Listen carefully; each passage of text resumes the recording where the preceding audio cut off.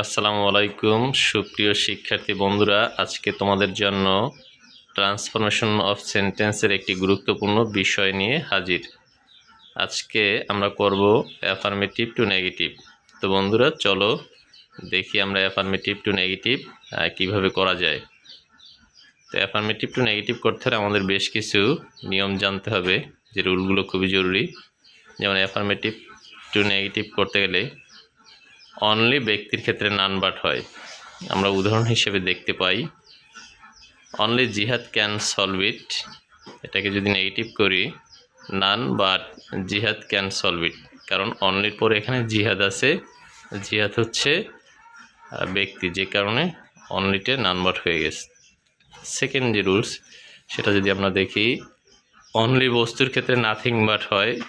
Only বস্তুর ক্ষেত্রে nothing but হয়।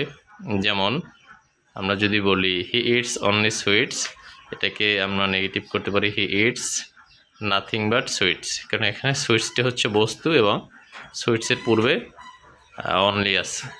সংখ্যার ক্ষেত্রে অনলি নট মোর দ্যান অথবা নট লেস দ্যান হয়। যেমন আমরা দেখতে পারি হি ইজ অনলি 30, এটাকে যদি আমরা নেগেটিভ করি he is not more than 30 অথবা he is not less than 30। যদি মাস্ট থাকে অ্যাফার্মেটিভে, তাহলে সেটাকে আমরা নেগেটিভ করতে পারি দুইভাবে। একটা হচ্ছে মাস্টের পরিবর্তে ক্যান নট বাট অথবা ক্যান নট হেল্প দিয়ে। তো ক্যান নট বাট দিয়ে করলে আমাদের সহজ হয়, আর ক্যান নট হেল্প দিয়ে করলে আমাদের ভার্বের সাথে আইএনজি করতে হয়, সেখানে আবার আইএনজি যোগ করার নিয়মগুলো জানতে হয়।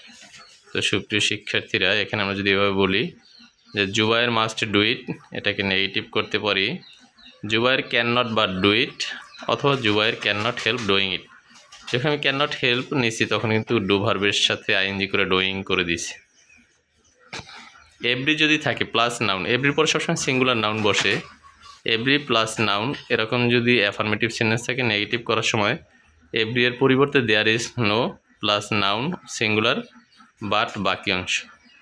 যেমন আমরা যদি বলি এভরিবডি লাভস হিম, তাহলে এটা কীভাবে করতে পারি there is nobody but loves him, কারণ এভরির পরিবর্তে দেয়ার ইজ নো এবং এভরির পরে যে বডি সিঙ্গুলার নাউনটা সে বডিটা বসিয়ে দিছি, তো সেক্ষেত্রে হয় দেয়ার ইজ নো বডি, তারপরে রুলস অনুযায়ী বাট লাভস হিম।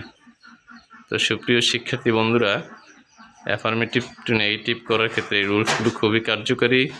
এছাড়াও আরও অনেক রুলস আছে, যে রুলসগুলো নিয়ে আমি পরবর্তীতে তোমাদের সাথে হাজির হব। আজ এ পর্যন্তই। আল্লাহ হাফেজ। আসসালামু আলাইকুম।